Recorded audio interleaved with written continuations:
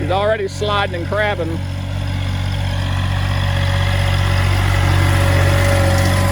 is muddy.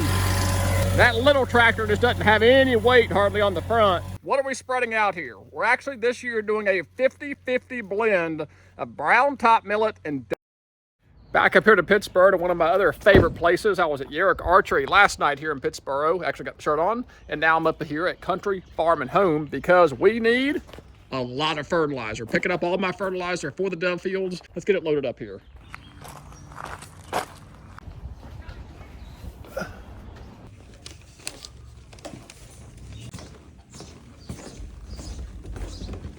Folks up here at Country Farm are always so helpful. I told them, I said, sorry, man, rolling in here on 5:15 on a Friday, putting them to work, but they helped me, got it all loaded up. 18 bags of fertilizer. We'll get into more of this later, 3400 and 0060. We are really high in phosphorus, so we don't need any phosphorus, but we were very nitrogen and potassium deficient. 18 bags, loaded up. Let's go do some dove farming. Planting day is upon us, and boy, we got a narrow window to do it. It has been pouring rain and more rain coming. I'm hoping the field's not too wet, but this is all we have to do, so we're going to try and make it happen. To say we've got a lot to do is an understatement. My buddy Brandon's here, my cousin Mark is here. We have got a lot to do, so, well, let's get to it. First things first, today we are spreading fertilizer across this entire 3-acre field. We have got 3400 and 0060.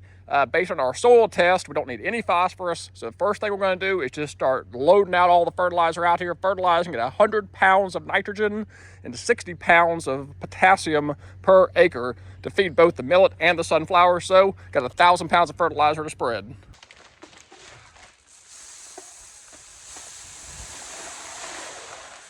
We'll double that. Now this is good fertilizer. That's why I like to buy from them.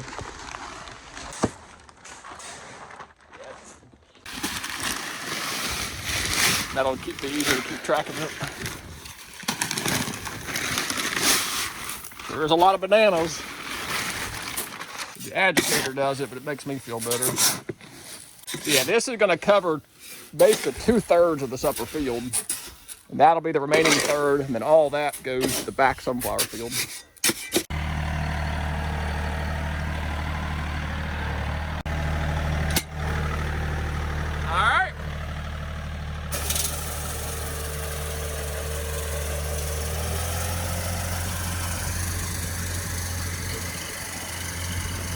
It is muddy out here.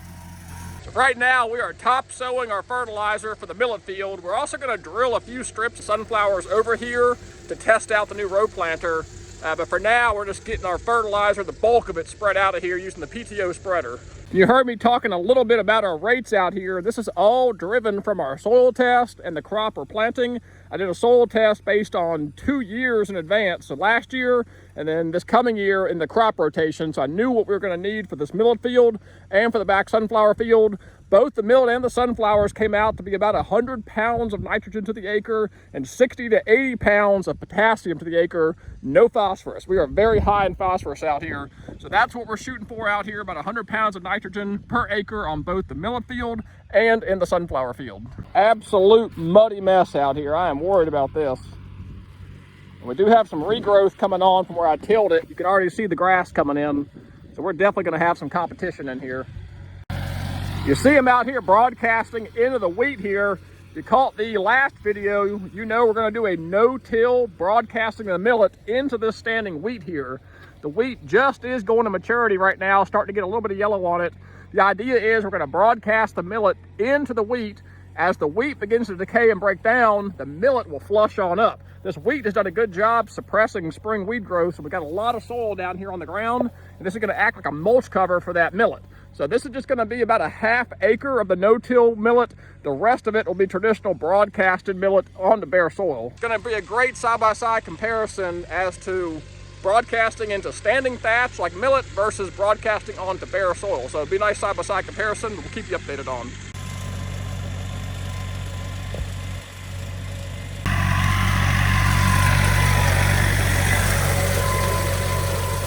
Oh yeah, getting a really nice coverage out here.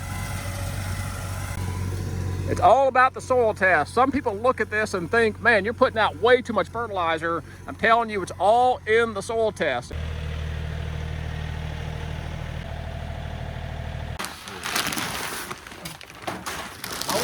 was gonna make the turn down there the first time.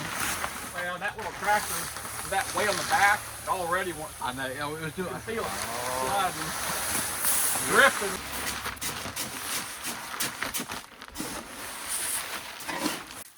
Yeah, you're getting really good coverage right there. It looks thick and heavy, but the soil test is a test, man. That's what it calls for. And round 2 in the millet field.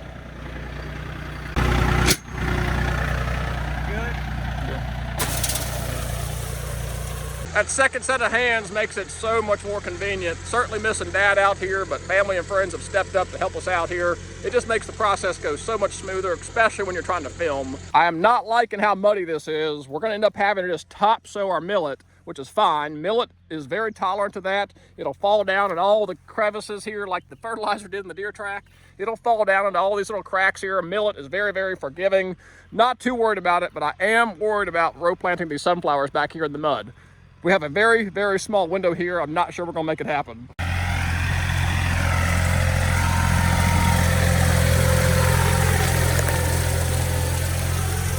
Yeah, we're getting really good coverage, and you can see just how muddy it is. We certainly don't need to put the disc in here, and I think the cultipacker is gonna pack up with mud. So it'll be a learning year for sure. And this area that was all fescue for the last 2 decades, you can tell the tiller didn't quite kill everything. And I must not have got great results on the spraying. It's yellowing out, but I thought a week later it'd be a little bit more dead, so I should have bumped up my rates there a little bit for this established fescue. We're gonna be seeding this millet very heavy. That's gonna be intentional to help smother out and suppress the regrowth, but I can already tell we're gonna have grass coming back in here. That's where we may have to come in here and spray it so that the field will burn later, because you cannot burn off green grass. So I still may have to come out here at some point and terminate the grass regrowth and some of that millet that may not be dried out enough before we burn. Brandon's worried this spot's too muddy, so he's about to go full send. I told him just to give it heck. We got a tractor, we'll get him out. He's already sliding and crabbing. It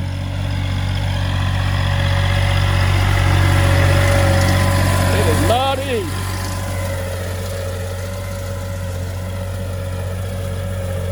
That little tractor just doesn't have any weight hardly on the front. He's crabbing a little bit, but he's getting it. I think this millet's actually gonna thrive in here. I think it's gonna do really well with this moist soil condition.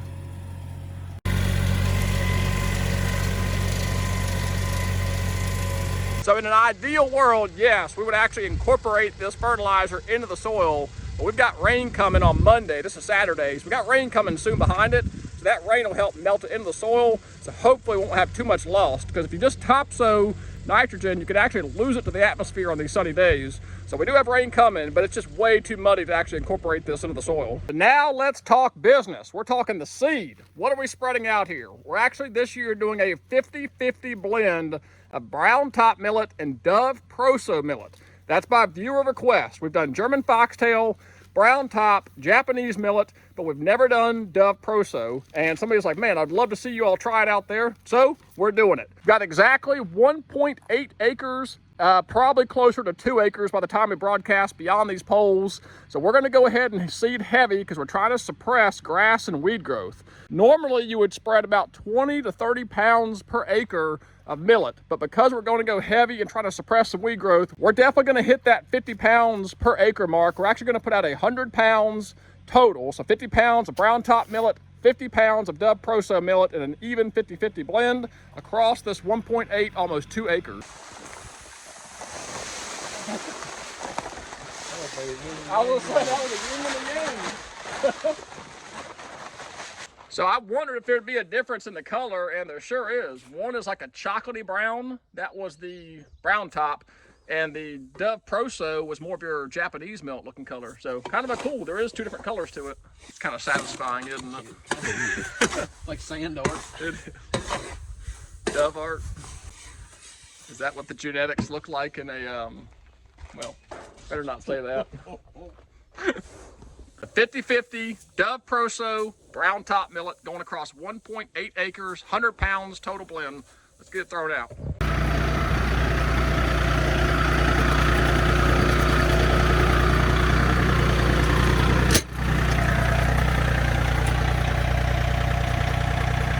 We'll try that.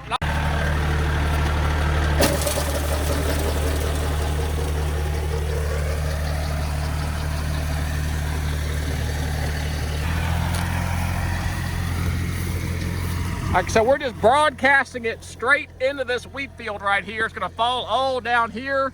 And as this wheat begins to dry out and terminate, it'll kind of break down and that millet should flush right up. One thing I totally forgot about getting in a hurry was I usually leave a bag of fertilizer to put in with the millet.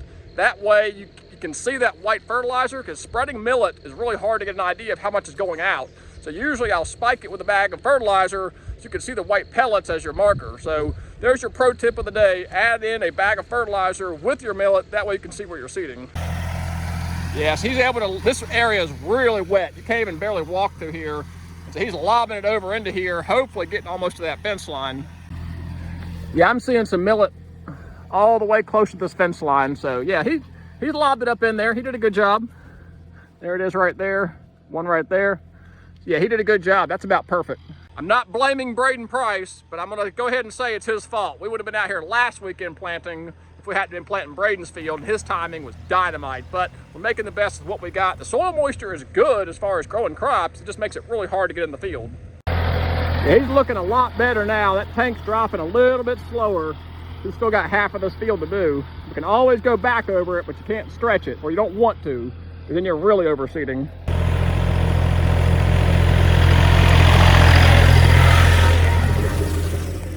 And fighting that mud is what made it difficult, because you're right, you couldn't keep your even swaths like you wanted to, so you're kind of having to get in there and lob it from both sides. Just a muddy mess. But at the end of the day, 100 pounds of seed is fairly uniformly spread across 1.8 acres out here.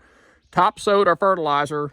Got a little bit of rain coming. It should melt that fertilizer right in the soil. That millet's very forgiving. It should have no problem germinating coming right on up. That is actually going to wrap up part one of our dove field planting out here, where we've got the brown top millet, the Dove Pro-So millet planted, and the fertilizer spread. Battled a lot of mud out here, but I am optimistic. That millet is very forgiving, especially with rain coming. I think we're going to have us a millet field. So part two is going to be planting the sunflowers, and it's really muddy. It's gonna be our first time planting on rows. That might be a disaster, so you're not gonna wanna miss that one. But until that part two video, until next time, as always, thank you guys for watching. God bless. Take care.